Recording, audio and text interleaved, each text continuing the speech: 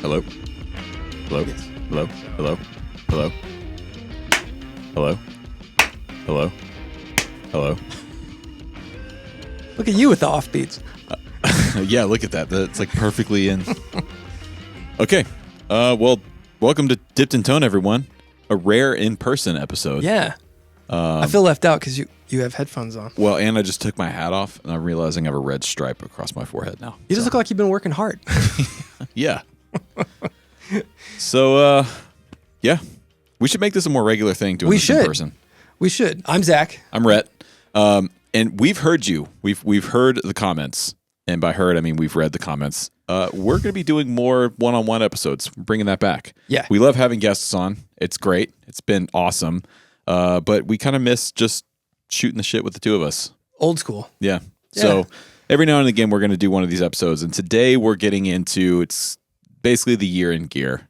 Yes. You know, it's like every podcast's time to like talk about the stuff they liked. You kind of have to. And I asked you before we started, do you think it's the time for this? Yeah. But you know, it's gift giving time. It's people need to know what to get or not get. Yeah. So why not get it knocked out? Yeah. Year in gear. We didn't talk about this, but maybe we should talk about some of the things that were misses for us. Oh. Like stuff we liked and stuff we just didn't really care for. Yeah, I have a lot of that. Yeah, I know you do. So I guess before we get started, thanks to everybody who supports us over on Patreon.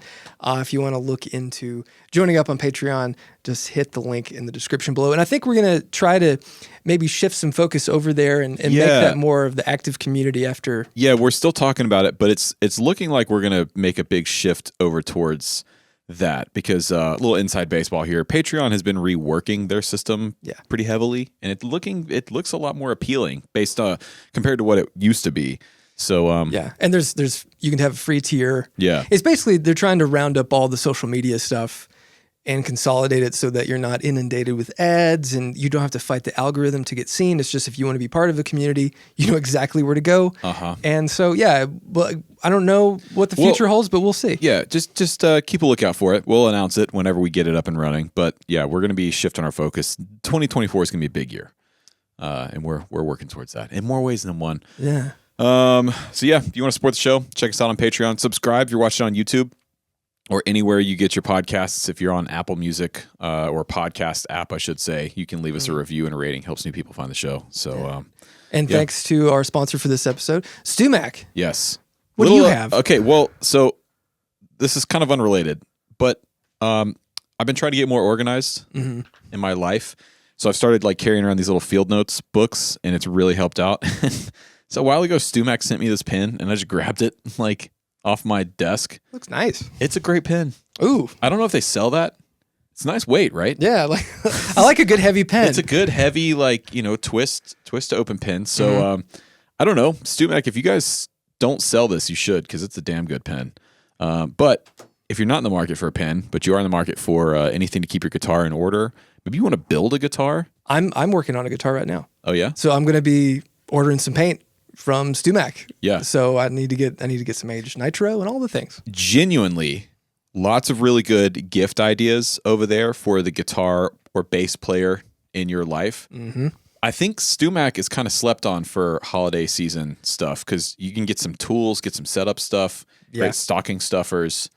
All those things, like if you have a guitarist or a musician in your life and you don't know what to get them, tools are always a good option. Yeah. Just a good screwdriver or setup tool kit, even just some calipers or something is so handy to have like in your toolkit. I just thought of this, but a pro tip gift guide. If you wanna surprise the guitar player in your life, build them a gigging toolkit. If they don't have one already, go on StewMac, stewmac.com/dippedintone. And pick out like a little carrying case and just get some of the basics of the tools that they need that they can just throw in their gig bag or take with them on the road. That's a pro move gift right there. It is never a bad idea to have those things just always at the ready. Yeah. 100%. And if you're like me, just buy two because inevitably you're going to take one and walk off with it. So it's good to have the backup. Actually, what would be better is the guitar players that are listening to this are the ones that are likely to want this for Christmas or for the holiday season. So why don't you just put it together in your cart on StewMac and then just send your cart to someone. Be Yeah. like, hey, if you're thinking this is what I need. I think that's a great idea. Look at you. Look at me. So basically, we're going to go over the stuff that not necessarily came out this year, but maybe came into our circle this year, our field of view. Yep. And we're going to go over some of the gear that really spoke to us. Or Yeah. And we're going to break inspired it us. down. We're going to break it down: pedals, amps, and guitars. We'll start with pedals because I feel like we'll probably have the most to say about pedals. Yeah. So okay, I'll start. I actually have two that I just got. I purchased both of these full price. I've been posting about them. The first one was the beam splitter from Old Blood Noise. Have you seen that? The Trario overdrive. The what? Okay, all right. So I got Trario? fully influenced by Nick and Bell over at JHS. I watched their demo, and I watched Nick play this thing, and instantly went on to Old Blood's website and bought it. Oh, yeah. It's like it's gigantic. It's got a bunch of knobs and all the colors. Yeah, so basically there's 3 circuit, like distortion / overdrive circuits in it. Okay. And these 2 right here they have like a delay on them. So you can change the amount of delay. And then there is a control. What does that control in the middle say? I can't remember what it's called. Deviate. Okay, so the deviate control will basically introduce some randomness into the delays in the 2 sides. And so what you have is 3 individual outputs. So you can run it to 3 amps, or what I do is go into just 3 channels on my interface and just go like DI, and you can pan them. So you do 1 channel in the middle, and then the O2 channels hard left and right. Okay. And you get these crazy double tracking sounds or triple tracking sounds, or you can do these crazy delays, these multi sort of panning delays. And because it's based off of these distortion and overdrive circuits, it's some of the coolest guitar sounds I've ever gotten. So how much delay time does it kind of have? Is it just like up to a slap sort of thing? Well, no, you can get into. I mean, it's not going to have like 3 seconds of delay. It's supposed to mostly be in the like almost flanging to double tracking to kind of like what the Deco does. Oh, okay. I don't know exactly what delay time it's got. And you can just run 1 output. You don't have to use all 3 outputs. If you just sum them all? Yeah, it sums them all together for 1. So if you're just going into the front of the amp, it's rad. It's super cool. I saw this stuff and I thought, man, that's got a lot of knobs on it. And we've all been there where, especially for guys like us, we live in the space and we see stuff and we're like, cool, I'll get to that later. And that's kind of how I felt about this. But it's a cool idea. It's super I wish cool. it showed how many milliseconds it had. Not that it matters. I'm just curious. But that's really neat. Yeah. Yeah, I've been really happy with it. It's kind of an instant inspiration sort of box because it creates such a unique sound that it forces you to immediately play to that sound. Sure. And it's, in my experience so far, been really cool for breaking me out of playing the same type of shit that I normally play because, it just makes you want to play chords or riffs in a certain way. You should watch the JHS demo of it. Yeah, because what Nick does is really cool. So. I think it's funny that, like, depending on what you need a pedal to do for you as a player will really determine the path that you're going down with the stuff you're looking at. Because, like, you're using, I assume I know what your next one is. And those are really designed to be inspiration machines and not necessarily tone. I mean, they have tone, they are filled with tone, but they're not. Their aim is not to give you the best X sound. It's just these are to make you write new music. Yeah, the beam splitter is not about giving you like the most amp-like overdrive or the greatest germanium fuzz sound. It is its own thing, and I think it would be a cool gateway drug type pedal for sort of the more traditional player like yourself. Yeah. To get into something more experimental. It's not a Zoya. No, it's not a Zoya. It's not a Chase Bliss pedal. It's like. It's still pretty familiar. It's just the way they're applying this familiar ideology is really cool and really unique. Yeah. Well, those guys at Old Blood they're very creative in a more approachable way. I feel like some guys, like you said, they get a little bit more out there, and the pedal's playing you a bit. But their stuff seems to still be reined in enough to where even a guy as a simpleton like me can get my feet wet. So nice. All right, what do you got? Oh, I think so. I recently went to Mass Street Music, and I got. You can kind of see it on the shelf back there. I got an ODR-1 again. Oh yeah. So I haven't had an ODR-1. I've never owned one.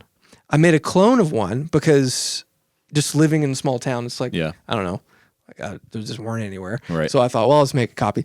And I liked it, but I kind of got bored with it. And it seems like over the past couple of years, there's been the fervor for the ODR-1 has really come back strong.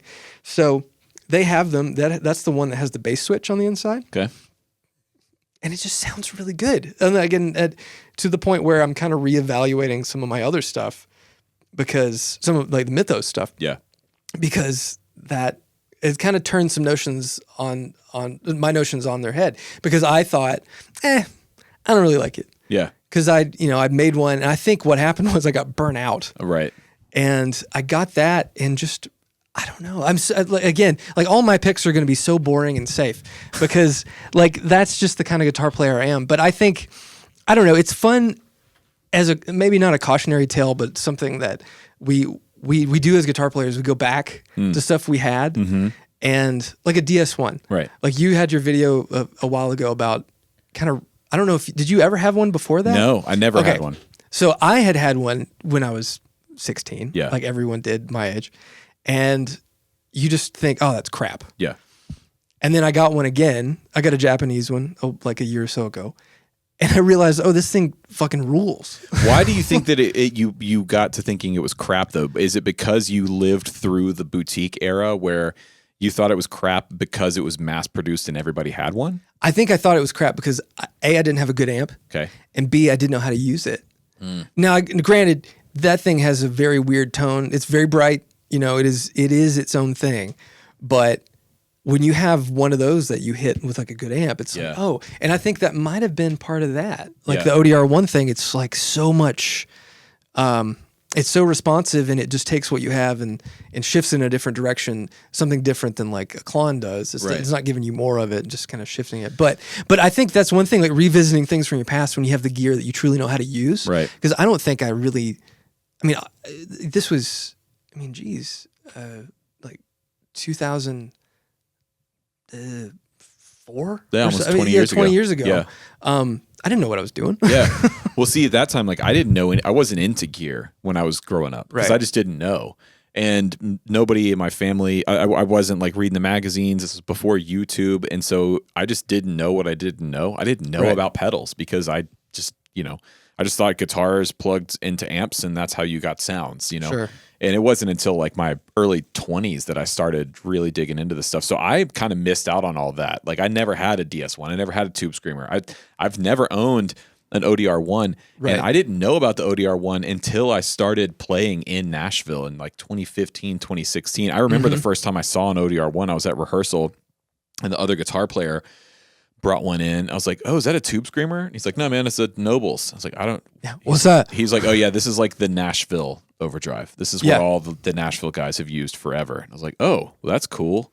And but I've just never gotten. The only one I have is the Brown Amps Protein. Yeah, has an ODR-1 side. Right. Yeah, and I've I did a presentation with him, and I've still never played a Brown pedal, which is so ironic. They're really good. I know, like, and really good. Great people, and it's just funny because I feel like before they added that bass cut, it's so bassy. Yeah. And it's interesting too. And this, if you want one, don't spend $1,000 on the old one. It's the same circuit basically. The original ones were like they were on a blister pack, like an action figure. Oh, really? Because I remember I would go into Corner Music and they were like on a hook, like on a cardboard with a bubble. Dude, people have done that like recently, but it's cool. But they were a cheap pedal. And now they've exploded, and even still, like you can get a real one for like $100. It's not a big deal. Yeah. So it's just interesting the mania that goes along with some of these things. That's a whole other discussion. Like the money that people pay for pedals and stuff, like Klons and everything. It's like, that's a whole other thing. But anyways, all right. So that's cool. ODR-1. It's cool. It's boring, but that's not boring though. Like it's not boring. It's just what you like. And I wouldn't describe your playing as safe or boring either, by the way. Well, I don't think I play safe or boring, but I think I'm so focused on just playing guitar because I get such little time to actually do it that it has to be like succinct. I just have to play. I think that's maybe a difference in our approach because I love guitar and I am a guitar player first and foremost. But the older that I get and the more into like music production and writing and stuff that I get into, the more I realize like, oh, this is, I think, really more who I am than a guitar player. Yeah. Like, to me, I see guitar as a tool to make something that's like greater than the sum of its parts, and that's how I see myself. It's like my way into making music is with this tool. Sure. Because I didn't play drums or I didn't play keys as a kid. I chose guitar. And so that's why, like, with my picks, they are a little more out there because it's something I can use to make music. So my next pick is another one that I just bought that just came out, the Hologram Chroma Console. Yes. Dude, this is going to be on the top of my list for a very long time. I didn't know about it. I don't really have a relationship with the people over at Hologram. We've talked a few times, but with it being in the position where, and a lot of times companies will reach out and say, "Hey, we've got this thing coming out, or what can we send you one or whatever." It was not that at all. I saw the demo for this thing the day they announced it, and immediately went on their website and just and bought it. They sold a lot of them. It is so cool. Like everything about it, I love, and I actually think for someone like you, it's an approachable pedal to get into these sounds because of the layout. But do you think that, so here's my question about the Chroma Console. I think first off, the aesthetics of it may be one of the most beautiful design pedals I've ever seen. They're so good. And the box too, man. The box is super cool. Yeah. I mean, because Jacob, who does all our stuff, he did that and he said it was such a hard thing to keep secret. Yeah. Because he had to hide them when people would come by. If like the Walrus guys or like Robert Keeley showed up, he had to like cover all this stuff up so no one would know. And like it came out and I had no idea. But just the design floored me. But all that to say, do you think it's something that, given like, there's an HX Stomp over there and we have all the plugins, are those sounds attainable and stuff like this? Or is it just the tactile feel? So here's the brilliance of this thing, okay? The Hologram Microcosm, I would say, is a pedal that the sounds that are in that pedal are pretty unique to that because of the way it's processing audio and the granular sense of it. This is a little more analog feeling and sounding, and you can get these sounds with something like the HX Stomp, for example, or a series of pedals that you might have, but you're not going to necessarily think of getting that kind of sound on your own.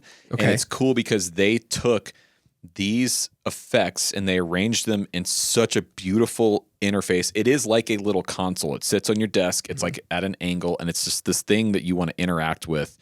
And it's so easy to just hit a few buttons, turn a few knobs, and there's a sound that I've never had before, but it's musical. Right. Because that's what's hard is a lot of times you can get into these experimental pedals and it's like, okay, this is interesting, but I can't do anything with this. Right, yeah. And that's not what's happening with the Chroma Console. It's incredibly musical, and it sounds amazing on bass and on drums, like bussing your drums through it. Could you use it on vocals and stuff too? Yeah. In fact, mine is probably not going to go on my board. Mine's going to stay on my desk, patched into my system. Yeah.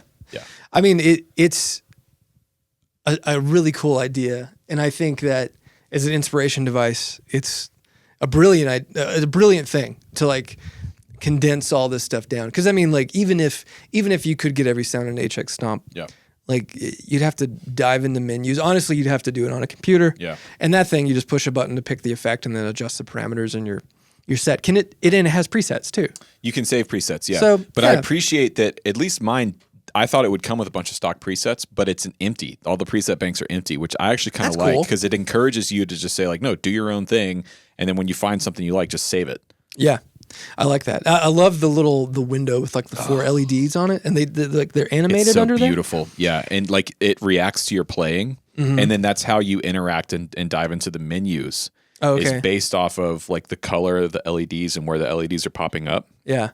So you have to read the manual, but once you understand it, it's really user friendly. Yeah.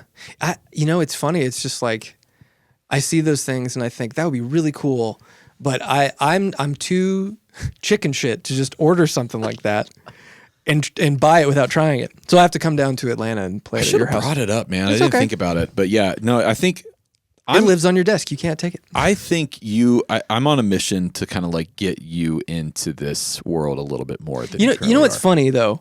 Like some of my favorite music, I saw a plugin to that is solely designed to make like lo-fi chill hop, and like those sort of weird. They're granular and they're not good sounds, quote unquote, but they sound great in that context. I love that. Yeah. But when I think about that, I just think about it on the computer and not in my hands. Yeah. And I do like to create music that way. It was so funny. Like, this is personal. Okay. But I think we're here for it. We've almost done 100 episodes. You guys know me. Yeah, we have. My first wife. Yeah. One of the ways I knew something was up is I was really into the Album Leaf. Have you ever heard that band? No. There a lot of Fender Rhodes, like just like really simple dry percussion, but just like groovy, sort of like lo-fi chill hop before that was a genre. Right. And I made like a couple songs and I was so proud of them. I had like my little MIDI keyboard and I got a Rhodes sound and I cut some drums and it's like it sounded neat. Right. It was like a cool little piece of music. And I played it for her and she was like, I don't like it. Like, you gotta go. Got it. Dude, that's brutal. It is. to share it, because that's an intimate thing and a vulnerable thing to like take something that you've made. Because when you make a song, even if it's like just a little instrumental thing, it's like that is you're putting yourself out there, and then to offer that to somebody, and then they just go, whatever, something. Yeah. Everything added up. Everything. It all made sense, but everything worked out. The signs. Maybe I'm shocked. Maybe I'm my creativity in that space. Yeah, is PTSD like, around. Yeah. Honestly, I'm stunted. I mean, there's probably something. I'm not a doctor. I don't know, but there's probably something to that. You're not. Well, not that kind of doctor. Ooh. Hey. All right. What's next for you? So I'm gonna do one better of Little Green Wonders. I have just been adding, here you go, to my collection. Oh my God, this is beautiful. All year. There's Hold another that one. Thank you. All right. And then, I like this color green. Isn't that weird? It's faded in the sun. Yeah. There's Okay. one. All right. Great. And then there's one. Oh, and then I got this one's lighter. It's not as heavy. This one. Okay. I got that one. I read this as the Trauma mod. Trauma. It's Tamura. Tamura mod. And then I have another one coming. Oh, good. From Australia. From Australia, because I got paid in dollary dues on my website that I couldn't convert. So, so I bought one on Reverb from Australia. So You just alienated our entire Australia. No, audience. that's a Simpsons joke. Oh, okay. I never watched The Simpsons. So. I know, but I've just been really into tube screamers, and I want to work on, because the Mythos YouTube channel has been growing. Yep. And I just want to do more stuff with those things. And I thought, you know what? I've never owned all the Ibanez permutations of a tube screamer and Maxon, so why not just get them? I am. So the TS9DX. The turbo tube screamer. This one has turbo mode, hot plus mode, and TS9 mode. That's right. Get that baby on turbo. Of all the ones I have, that one you would like, because it takes away all the mid honkiness and stuff. So yeah, I've got about the mini tube screamer. I got the Maxon OD808. I got the TS9 Tamura mod. So Tamura, he's the guy who designed it. Oh yeah. And so he did a mod for Godlike, who's like the distributor for Maxon and Ibanez. He signed it. Wow. Nice. And these are like a limited thing that he modded. And it does sound different from a 9. And then the DX, and then I've got a TS10 coming from Australia. So I'm just going all in. I thought, you know what? Why not? I'm trying to think of a witty joke about turbos and how maybe like, all right, follow me my logic here. Maybe, okay, does this make all of its drive up top, or does it have a mid-range drop out in the, never mind. Oh, is that a car joke? Yeah, like turbo, because turbos, you got to let them they spool kick up. In, Or does it have a lot of lag? Like it's got turbo lag? No, it's an immediate turbo. Oh wow, okay, it's a 2-step. But so I've been going crazy. And, I feel like, how we did the PRS video with him? Uh-huh. We should do this again with all these. Actually, that's a good idea. I mean, they're all different. I pissed a lot of people off with my I got more. Tube Screamer video a few years ago. Is that one? Why I think that's my sucks. favorite. This is lightweight. So that's a copy of that's the 35th anniversary. It's more narrow, and it has a slightly different input buffer output. It won't focus because I love that Sony's autofocus is so strong that there we go. Wow. Isn't that one cool? Wow. And there's another one up there. There's two more up there, and then the 10's coming. So I'll have pretty much. I won't have a TS5 and I won't have TS7. It's just so much mid range. I don't. I know, but I love it. I love it. Listen, because you are the type of player that fits this pedal. You play mid scooped amps. No, I don't. The Fender, you play mostly. The Bloomfield is set mid bump, and then the mids are past noon. And you think the Tube Screamer works well in front of that? I'll play it after the cameras go off, and you tell me if it sounds bad. Okay. All right. My next pedal. Moving on. All right. This is a new pedal for this year, and I did a sponsorship with this company, which traditionally I don't like to, sing the praises of a brand or something or a piece of gear that I've done like an actual sponsored post with. Right. But I genuinely like this pedal, and it has earned a spot on my board. It's the Universal Audio, the 1176 pedal that James Santiago designed. Yeah. Because that has the Jimmy Page. It's got the Lowell George and the Jimmy Page setting on it. Right. So I made a video about this. We went out to Santa Cruz a few months ago, and we did the EMT 140 video, and the 1176 video was about like the Jimmy Page distortion trick, which they used on Black Dog. If you don't know, the riff on Black Dog is double tracked. One's the Les Paul through an amp. I think probably he would have been in a Plexi at that time. What album is it? Black Dog is 3. I don't know, whatever. 3 or 4. You can be mad at us in the comments for not knowing. But anyways, alongside that, there's a double tracked DI guitar that is, if you listen for it, you can totally hear it. It's a super fuzzy DI sound straight in the console, but it went through 2 1176 compressors. And the first compressor is not compressing at all. So you can I bypass the compressor. And it's slamming the front end, because the way an 1176 works for you non-studio nerds, there's an input and output control going, so you can drive the compression circuit. Okay. And so what they did was they just drove the input compressor, or the input going into the compressor, to break up and get some nice transistor distortion. And then the second compressor is actually doing all the compression. Yeah. And then they're going into the console. And they designed that and built this into the pedal, so you can use this compressor pedal as a really cool kind of hard clipped overdrive. It is so gnarly. Yeah, it's so funny because like I always had known Black Dog was on 4. 4, okay. But I always noticed that song had such a raw. I thought it was direct or something for a long time.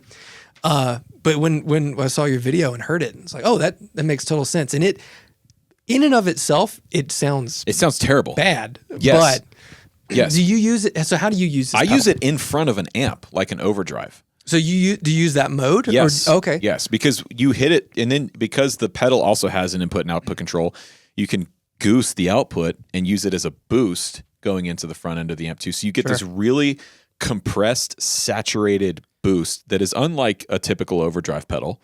It's really cool. And I do have a bone to pick with some people. There was a lot of people in the comments of that video that were like, oh, this sounds like shit. I would never do this. It's like, dude, shitty is pretty. Yes. It's the mix. You have to think about the stuff in the context of the rest of the mix with the drums and with the other guitar and with the vocals and everything. Yes, on its own, this is an objectively shitty sound, but it's doing something. It would be like if you were cooking and you just tasted like a bunch of salt.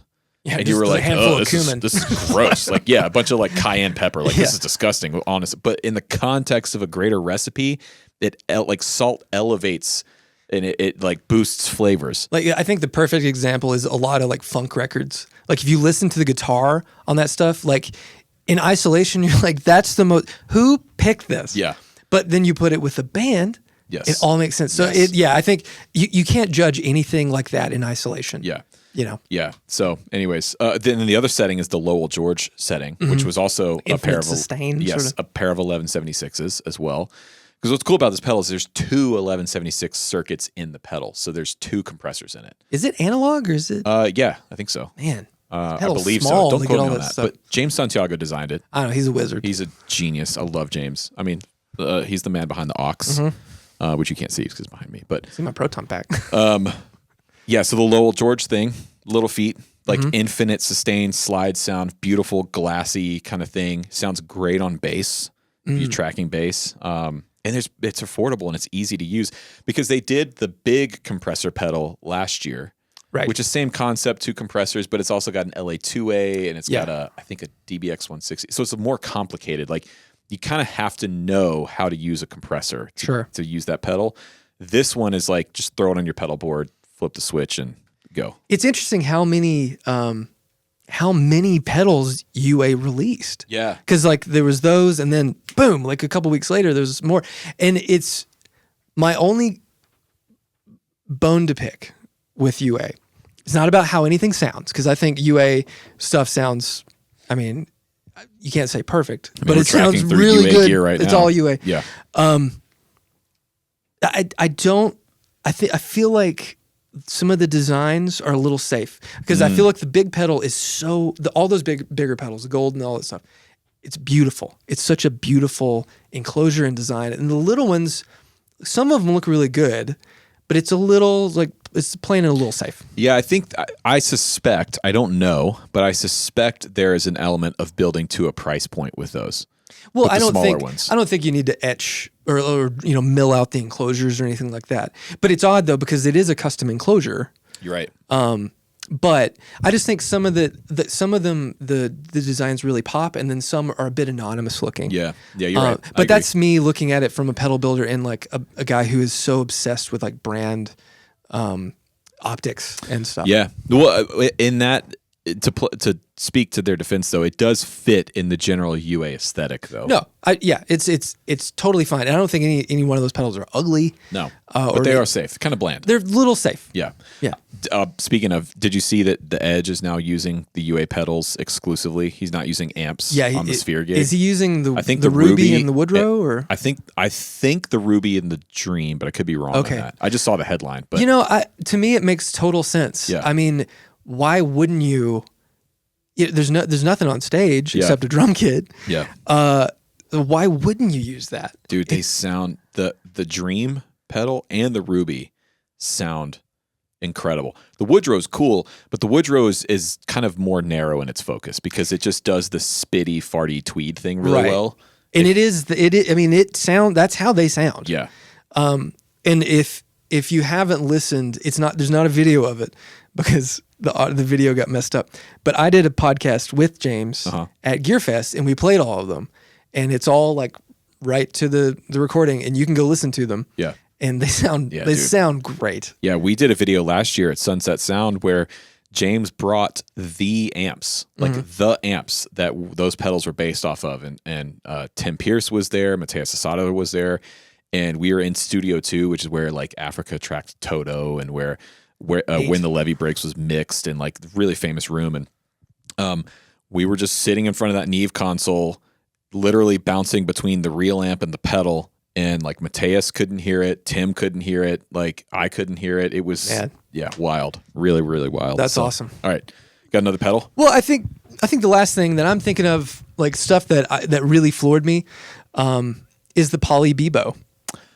Which I know is so weird, dude. Okay, but so at NAMM, when was NAMM? April. Yeah. It seems like that doesn't even seem like this year. I know. I spent some time with Loki at his booth. Best dressed person at NAMM. Always the best dressed. Yeah.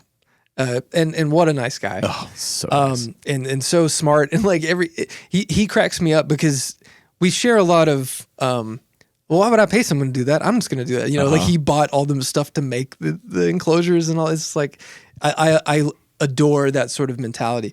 But he just walked me through all the things that pedal could do. And it literally boggled my mind. It is. I have one. Yeah. It is wild. Because you can capture like the rooms, like for yeah. reverb and It's stuff. not an impulse response. It's a convalescence reverb. something like that. Yeah, like you sample, you like pop a balloon and like record it. And like Yeah, okay, but it can also be a synth. It can be its own generative synthesizer. It can you can build an entire modular synth inside of it. It can be a simple guitar pedal. The thing I appreciate about that is he's constantly updating the firmware. Yes. So it's like you buy the hardware, but it's constantly getting new features and new things. Convolution. Convolution. Right. Okay, convolution reverb. I'm surprised. I don't have one. I probably should, because it is, of all those things that are left to center from whatever my lane is, it was the thing that made me go, huh, the most. Wow. So I think you should get one, and I think you should maybe you borrow mine for a while, because I don't want to mess it up. I don't want to ruin all your. No, I have it all backed up. That's the other brilliant thing. It's like, you can back it up. Oh, dude, and there's a whole website where people upload their patches. And you just download their patches onto a USB drive and put it on the pedal, and you can just try stuff out. And some people have built some wild shit in that thing. Like, some people just really understand that thing. I would be interested to see how you get along with the user interface. You would it would either completely make sense to you because you're a circuit designer, or break me. Actually, I think this would make sense for you, because the way it works is you have these little modules that you put, and then you're routing your signal physically, like just connecting inputs and outputs to different things to do different stuff. It was really neat. And when did the Josh Smith drive come That was out? this year. Was that this year? I mean, that thing, again, like, talk about one of the most interesting user interfaces for a drive pedal. I mean, it's a pretty simple, I mean, it does do some crazy things, but all around kind of a straightforward drive. Yeah. Once you understand how to use it. But it's neat, and it sounds good. I was really impressed. That's what I love about Josh Smith is, like, as a player, his sound is pretty, like, traditional sounding. Oh, yeah. But when it comes to his use of effects, he is so just like progressive in how he thinks about that stuff. And that pedal that they came out with is really cool. Like, the user interface is really cool, and what it can do, combining like an envelope and an LFO, so you can do tremolo sounds and things like that. It's rad.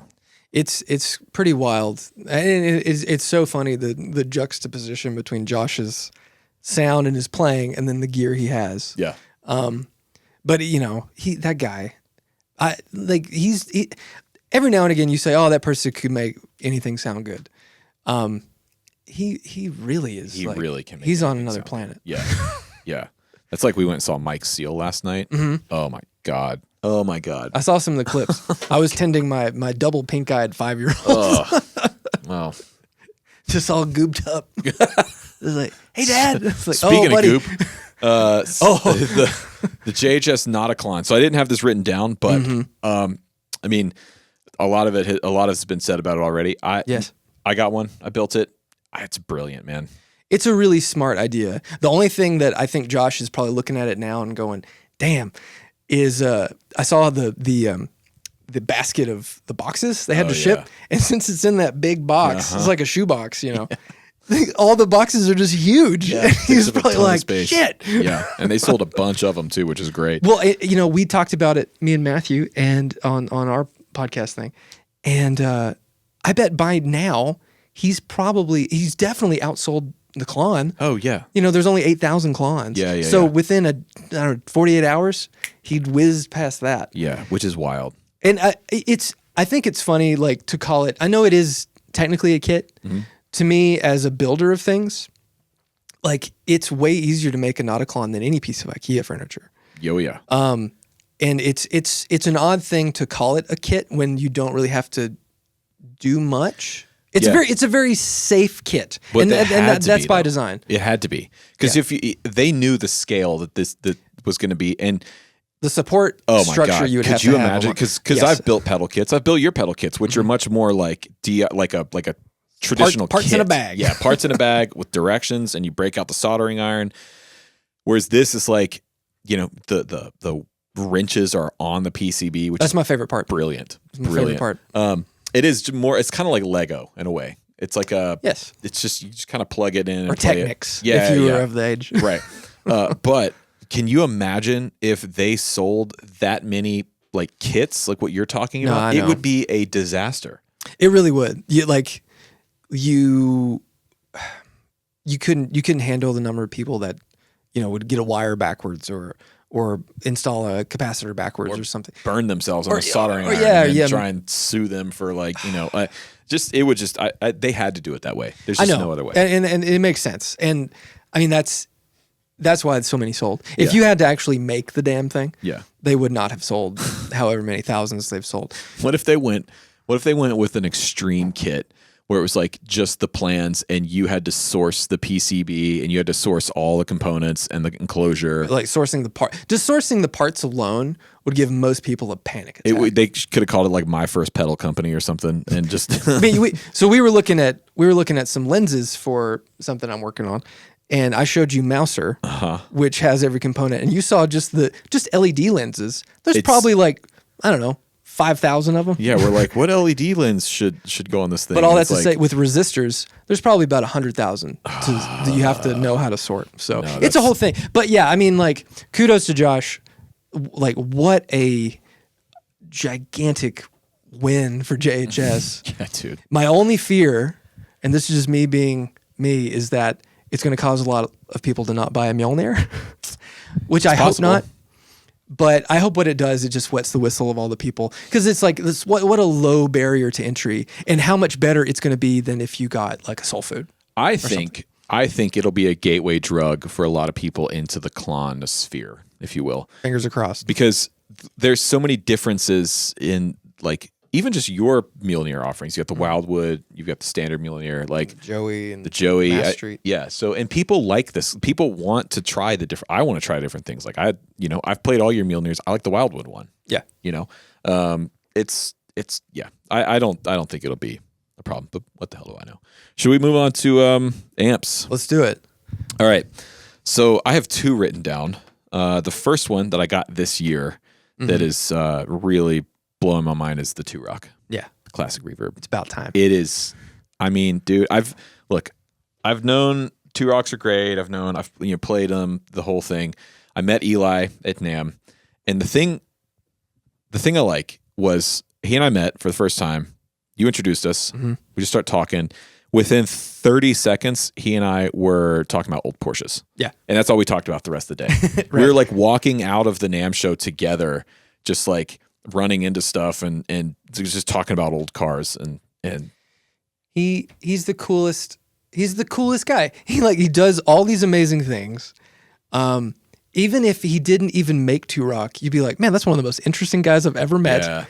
And then he builds arguably some of the best sounding amps made today, period.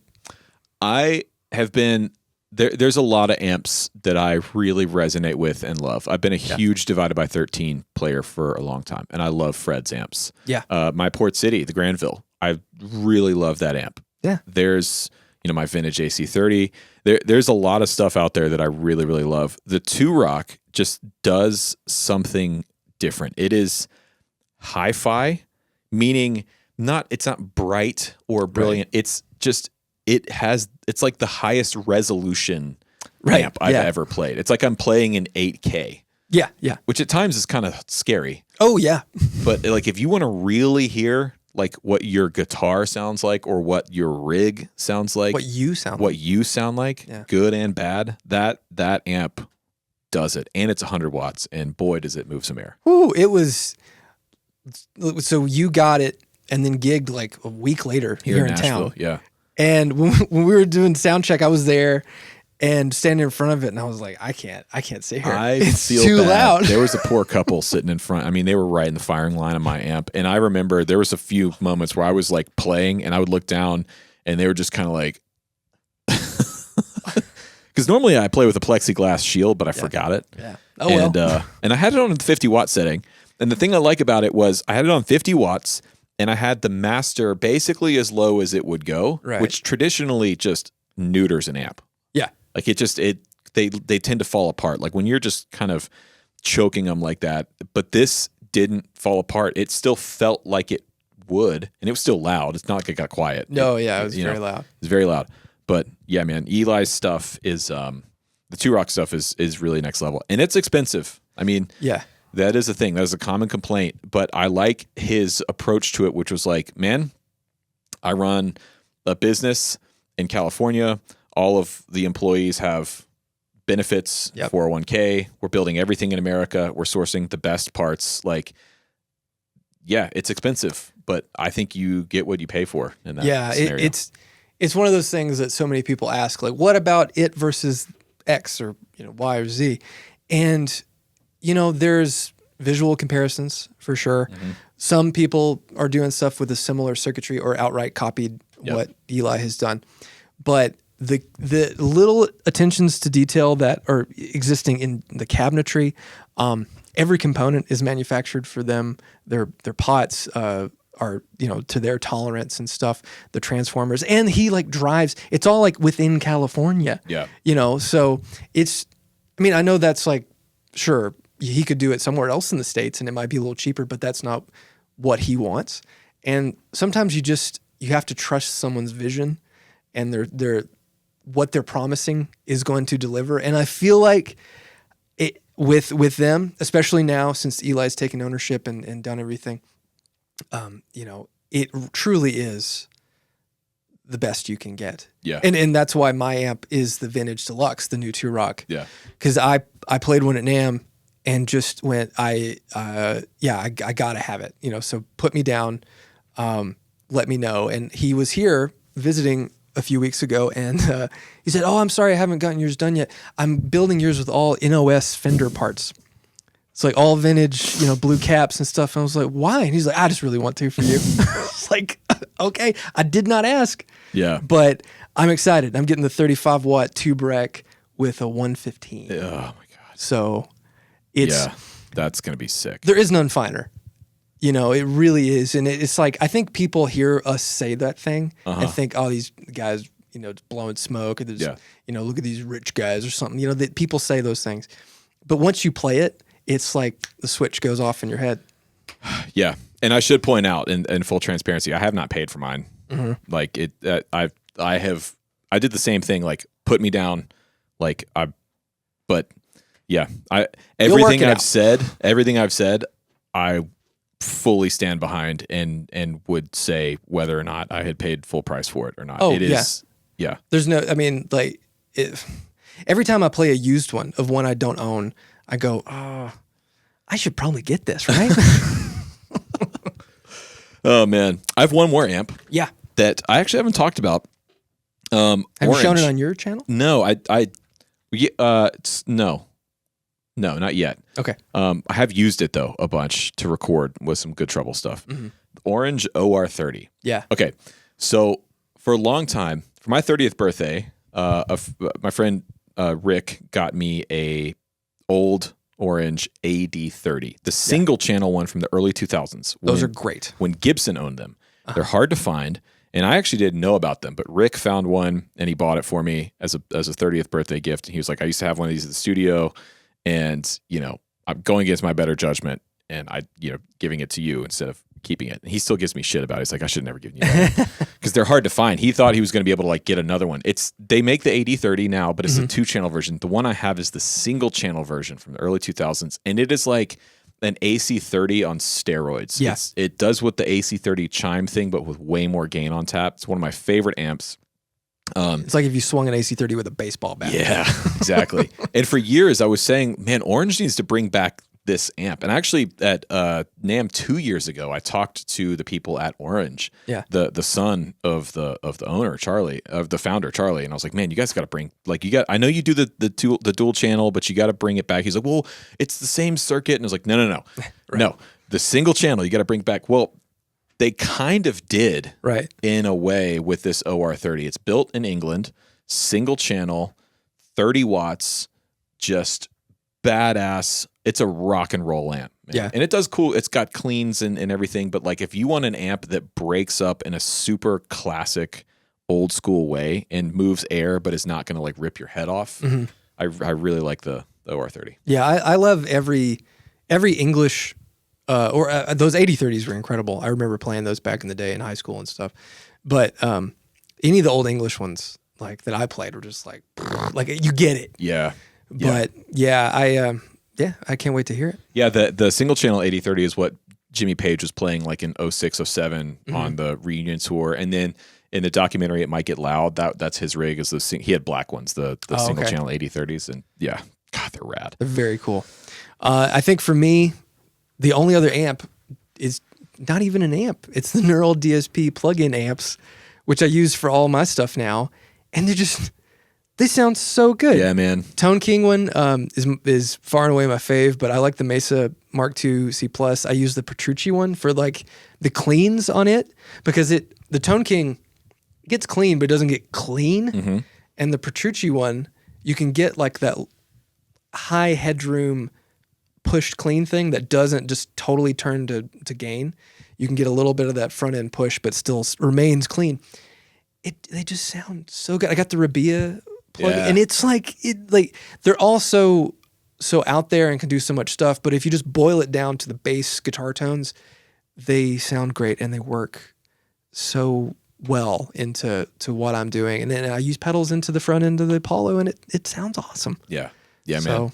Yeah, the plug-in thing is getting to the point where it's like, dude, if you're recording a lot, you're playing at home, like you should probably, and I never thought I would say this, but if you are, on a budget doing the home studio thing and you're recording, just get the plugins probably. It's $100-something bucks.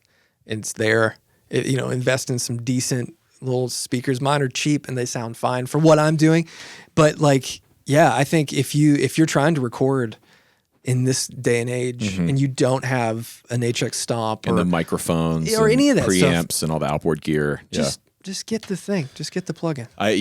Now I will say, most of the time when I'm playing guitar now, I'm playing through my monitors and my speakers or through headphones. Even if I'm playing an amp, it's going through the aux or whatever. Right. But the other day I went and just got my Tweed amp, the Fender Tweed Deluxe from downstairs, and just plugged my pedal board into that and just sat in the room and played. And it's just just sitting down to play guitar. That is so much more enjoyable for me. Oh yeah, just 100%. to be in the room, because it's like the amp and the guitar interacting. It sounds like you want it to sound. But to clarify, like with the plugins, if you're like working on something, you're recording, and you just want a really great sound to just pull up, and that's the way to do it now, I think. It's really hard to if you don't have the mics and the outboard gear and the space and everything. Yeah. If you have if you live in an apartment. Yeah, oh God, yeah. Yeah, for sure. All right, guitars. Yes. First one is actually kind of not a guitar for me. It's the new Bass 6, the Ventera series Bass 6. That's a bass. Nah, Rhett? it's kind of both, honestly. So it's both. If you're not familiar with the Bass 6, came out in 1961 in response to the Dan Electro UB2, I think it was. Okay. Dan Electro did the first Bass 6.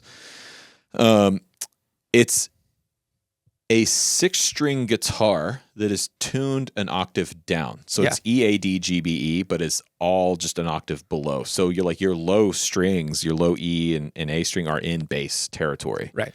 But you can get higher up on the neck and play in sort of baritone and even some guitar territory.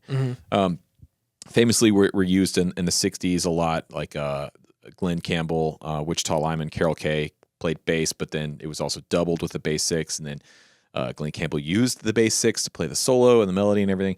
Really cool, versatile instrument. For a guitar player who's looking to get into bass, this can be a cool option. Right. The thing about it is it doesn't replace like a P bass or a jazz bass, and it doesn't replace a total guitar. different experience playing a Bass 6. Because the string spacing is way narrower, so you kind of have to play with a pick. You can play fingerstyle, but to do like traditional rest stroke bass playing is really difficult on that. So it's really more for a pick playing, but it's fun. Yeah, they're really cool. I've only played old ones. Yeah, and which is weird. What was weird was before this, the only ones you could get new from Fender were either the Squire, which was not great. It needed, you could make it great, but it would need a lot of work to get it there, or to spend like $6,000 on a custom shop Bass 6, right? Which I don't know anybody that would play enough Bass 6 to justify a custom shop. I don't know. Somebody somebody had to. Yeah, no, I've seen them in studios, but this one slots right in the middle, and it's perfect. Yeah, they're really cool instruments. I Never wanted one, but I've enjoyed every time I've played one. Yeah. For sure. Is that the back in the saddle intro thing? Okay. Yeah, I like that sound. Yeah. Yeah, it's like one of those things where we all kind of grew up listening to the Bass 6 without realizing we were listening to the Bass 6. Yeah, 100%. Well, my first guitar would be the Silver Sky SE. Hey. Because I got that. I got that, and then the 594 SE for NAMM. Because I wanted like the same brand, consistent. And I've struck up a relationship with PRS over the past year or so, and I didn't want to sweat taking anything super fancy. Yeah, because it's NAMM. And we're probably going to fly with it. Like me and Jeff or me and Matthew, somebody's going to take a guitar and hopefully get it in an overhead. But that guitar it's really good. Yeah. Like for the money, everyone that's played it is kind of like, because the full fat core Silver Sky is awesome. Like it's a great guitar. Yeah. But those guitars, you can get them, like $899. I haven't played it yet. It's a great guitar. And it feels good. The only thing I did was float the trim a little bit. It was like decked. And it just sounds like a good Strat, which is what it is, right? I think it's cool what they've done with the Silver Sky stuff, you know. I still have my Mayer Strat, the black one Strat that came with the custom in case and everything. I had a John Mayer Strat. I had the Sunburst one. And it doesn't remind me of that. See, when I first played the Silver Sky, when they first came out, I brought my Strat to the guitar shop and played it, and it felt very, very similar to me. Oh, okay. At the beginning. Yeah, that one has a pretty chunky neck, and I don't know if the SCs are different, but admittedly, it's been years since I've had that John Mayer Strat. I wish I still had it because it was worth a lot more money. Yeah. Now. I think mine's probably worth a pretty penny. Yeah, you have a black one. Yeah, because there was only 500 of them. It had the custom case with the patches and everything. So yeah, you're lucky. Somebody make me an offer, buddy. But yeah, so that I think if you're looking at it, I tell people all the time with the SE PRS stuff, just go for it. They're worth it. They're set up well and they sound good. Yeah. Well, there you go. That's good. My next one is one that I didn't buy because unfortunately I kind of screwed myself on this one. But the Collings 470 JL, the Julian Lage. Them's expensive. They're expensive, but dude, special. I think, okay, follow me here. I think Julian Lage might have the best ears of any guitar player out there today, because yesterday we were at Carter hanging out with McKinley. Yeah. And they had the Julian Lage acoustic Collings, which I had not played yet. Yeah. And they had a used one in, and I played that, and it was like, oh, holy shit. The same things that I liked about the electric are in the acoustic. Mm-hmm. The fidelity, the balance, it sounds like a piano. Yeah. Like, not in terms of it sounds like a piano, but the balance and how you can play it anywhere in any register. The note separation. And it projects, and it's like, it's just beautiful. It's a beautiful sound. Yeah. And the 470 JL, the electric, makes you play, or at least for me, like, you don't sit down with that guitar and just start banging out riffs and like really digging in. Right. It opened up a thing in my playing that I never really accessed, which is like this really light touch.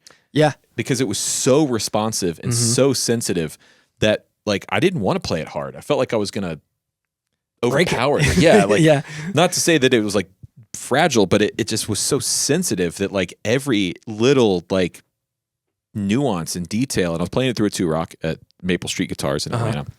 Actually through a Bloomfield combo, just like that. And I just was like, holy shit, man. And I screwed up because it was one of those moments that we've talked about where you have like a, oh shit, with a guitar. It's about to happen. It's like, oh God, okay. But then I made the video, and I put the video out before I like, because I would have had to sell a bunch of stuff and like, you know, get a credit card out and everything. But I just made the video, put it out, and it sold like an hour or something after the video went out. And I was like, oh, shit. I played one at Carter's, and I had the same thing. It for me, it was a bit too refined.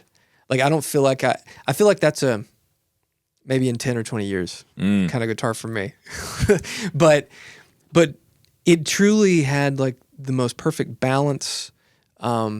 There was just an immediacy and an honesty to the sound and the feel of the guitar. And it like you said, like you wouldn't want to like hop in there and put a fuzz pedal on it, and like No. that's not your first thought, but it could handle it. It could definitely handle it. But it's like, even if it's not your style, I think if you have the opportunity, you should play one because it's impressive. It's just impressive to feel what that guitar does. Yeah, that's one of those guitars that people would say, why on earth would you spend $8,000 on a guitar? And then you play that and you go, oh, I get it. Yeah. Yeah. So. Even if it's not for you. Like 100%.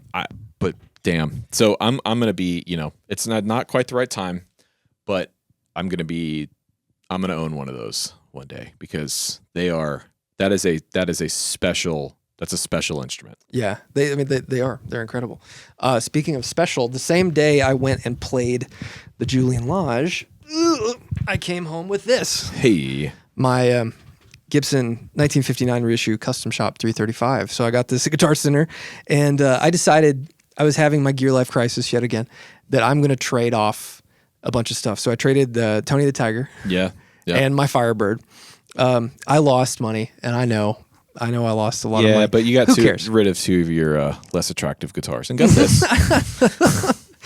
But I had wanted a 335, and so I got this. Yeah, and it was really special. I played every 335 we could find in Nashville that was of the caliber I wanted. Yeah. That day at Carter and then other places, and then I played a bunch over the past couple weeks before I got this, and just went to Guitar Center. And Tony over there at the high end room, he just unlocked. He just walked with the key and click click click, unlocked all the 335s. And this one, it was in a case, and so I was playing a 59 Sunburst. Yeah. He's like, I have a blonde one. Let me go get it. And so this is what I wanted. And I played it, and it was immediately like, oh, this one's a little better. There's something about it that's better. But I put some throwbacks in it. It's got an out of phase middle position, and it just has that good 59 neck, and it just like there's nothing wrong with it. I was just playing it, and it's excellent. Yeah. It's an excellent 335. And I like the 59s because of the long guard. The long guard is so neat. Yeah. And once you see it, you kind of can't. Yeah, you can't and unsee it. The ears are different. Yeah. Those are more of the Mickey Mouse ears? I think these are the Mickey Mouse ears. I think so. Or is it 61? I don't know. The 60s ones seem a little more pointy. Yeah. But it's just rad. So I'm super happy. Great with guitar. that. I love a 335, man. I've always wanted one, so I'm glad. I've never had one. Yeah. Man, that's great. Yeah, I like it. I like it a lot. I have one more guitar, and then I'm going to add an addendum, and then we can maybe wrap it up. Yeah, sure. The Jason Isbell Telly. Right. So I didn't buy this or keep it. Sweetwater sent it out for the 5 Tellys video that I did. Yeah. And I kind of selfishly picked that one because I'm a huge Jason Isbell fan. Right. And I wanted to just try it out. Yeah. And I think it's really unique.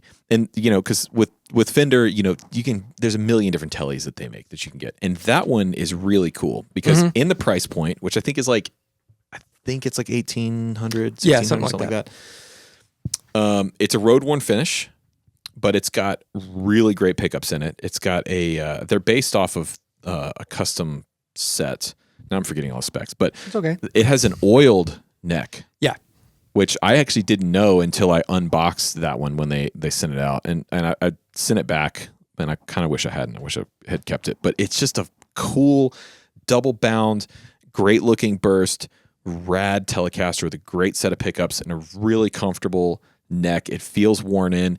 It's the good part of relicking a guitar. Yeah. Which is it feels broken in, it feels played in, but it's not, and you don't have to be really precious about it because it's already kind of torn up. And it's a good price, man. It's there's not really anything else in Fender's lineup in that price range that does what that guitar does. Yeah. It's so crazy how like that number has climbed as everything as the world has changed, for the price of stuff. Because like for years, if you had told someone I'm going to get a Mexican Strat for $1,800, they would lose their mind. But I played one, and I think it's awesome. My only complaint about it is a little bit of the relicking. It's one of those. It's like from 5 or 10 feet away, you'd be like, "Oh, it looks great." It's the road worn finish, so it's not like vintage correct or anything. It's okay, but I think after 4 or 5 years of playing that every week, it's going to look great. And if you are so inclined, you can actually buff those finishes. Oh, really? John from Throwback has a Roadworn Strat that he buffed, and it made all that raw wood look shiny. Cool. And it looks like it would fool a lot of people. That's cool. So I think it's a cool thing you could play with. Yeah, I think it's a great like working player's telly. It's expensive for what it is. Yes, it's Mexican made. Yes, it's almost $2,000, but it's unique. It feels great. It plays great. I'm a fan. Sweet. Well, should we talk about, or do you have another guitar? Or do you want to? Let's move on. We're running along here. Yeah, we are. Should we talk about misses? The addendum I was going to add was the Echo Rec. Oh yeah. Amazing. Lest we forget. Lest Holy we forget shit. the Echo Rec is amazing. Misses. Anything pointing out to you this year? I have one, but You go ahead. all right. We're singing Fender's praises, and now I'm going to call Fender out. The ToneMaster Pro, man. I think they missed the mark with that. I finally played one. What do you think?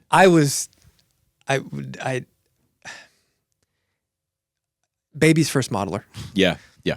I hate to say that. In terms of sound, or It's just sound. yeah, I think the aesthetically, it looks a little cheaper in person than I was anticipating. I thought it was going to look like nice. I feel like that is the problem with a lot of products now on websites being like a render. yeah, Is you have this like perfection to it, and it kind of elevates how classy something looks. And when I saw it, I was like, oh, okay. It felt more like in line with some of the modeling amps and stuff that I've seen from Fender, But I was not blown away by the sound. I tried to tweak it and just immediately, not immediately. I took 5 or 10 minutes and just trying to dial in one, like you said, distorted sound that really appealed to me, and I just couldn't get it. Yeah. Cleans were okay. The cleans were okay. I think the effects sound pretty good. Sure. And I think the user interface is good. Yeah. But the distortion, anytime you're getting distortion from one of the amp models, it sounds harsh and digital. And any of the distortions in the amps, or in the pedals rather, sounds the same. It's like they missed something in the distortion modeling that was surprising to me, because companies like Line 6 and Fractal and the Quad Cortex Neural DSP have really nailed that stuff. Yeah. And so for a company like Fender, I just don't for $1,700, I was really expecting a better product, frankly.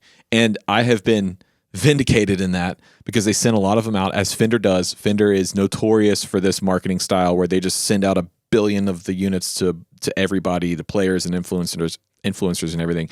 And I've talked to other people here in Nashville, players whose ears are really good and whose ears I trust. I'm like, hey man, what do you think about this thing? And the general consensus is what I've said. Because the way I did mine was, I got it and just did a live stream, kind of a first look live stream where I was playing it live. Very brave. And it just didn't sound good. And there's a decay thing that just didn't sound real to me. When I was just something about like it's sustaining a note, it seemed just fake. Yeah. And I don't know what it was. And then especially Neural DSP dropping the price of the Quad Cortex to match that now, so they're both $1,700. Yeah. Dude, just go with that. Yeah, Jeff got a Quad Cortex. That would be definitely like an honorable mention for me. And we've been playing it around the shop, just modeling our amps and stuff, and it just sounds so good. That's the other thing too, is like you can model your drives, you can model your amps. Yeah. There's the online marketplace, the app where you can like share rigs and stuff. It's a better form factor. It's smaller. It'll fit on a board. I'm sorry, Fender. it doesn't work for me. Yeah.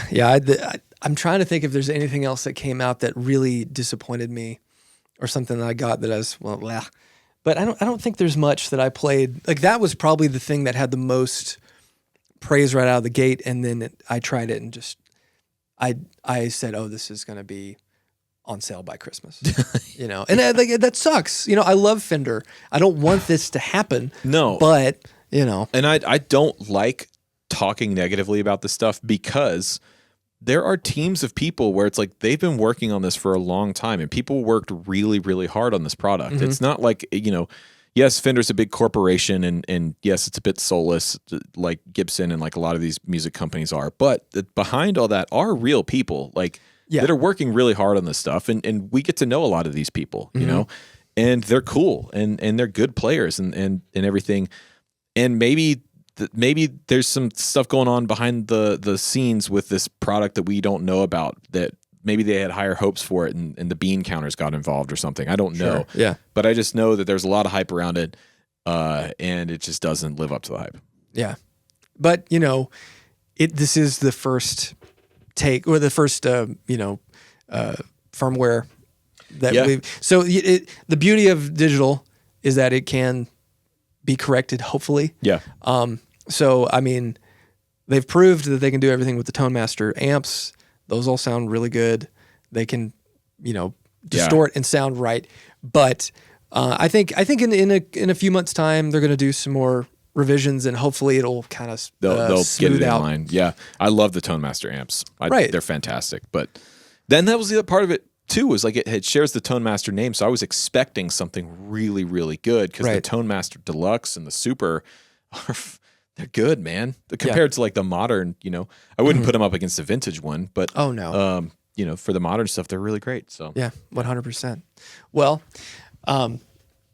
it's good to finally do a podcast in person with you again. Hopefully, this will become more of a normal thing in the future. And we're steadily approaching episode 100. Yeah, what are we gonna do for that? Well, I've been talking to somebody, so we'll see how that goes. But might have to make another trip up for that. Yeah. No shills today. The whole episode was a shill. Yeah. Thanks to all our supporters over on Patreon. Again, if you want to learn more, hit the link in the description below, and be sure to subscribe to all the places where Dipped in Tone can be found. Yeah, and be on the lookout for the new Patreon setup, hopefully coming soon. We'll have more information about that as we start working on that. And thanks again to StewMac for sponsoring this video. If you need some Christmas ideas for the musician in your life, hit them up. Yeah. Undoubtedly, they will have something that is useful to that person. 100%. All right. See y'all.